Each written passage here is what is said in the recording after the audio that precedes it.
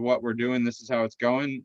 Like, how do you cultivate that conversation so that you can keep the relationship and the strength that's within it, and also get to the point that you want to be at?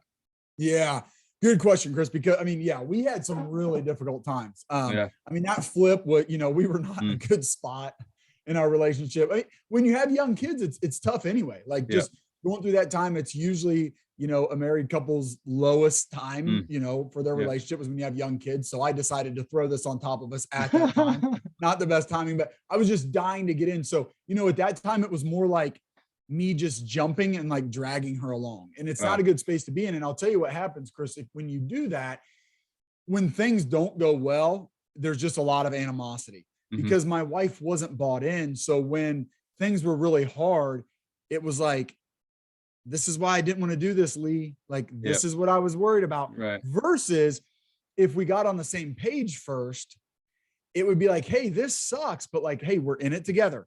We Yep. knew it was going to be tough.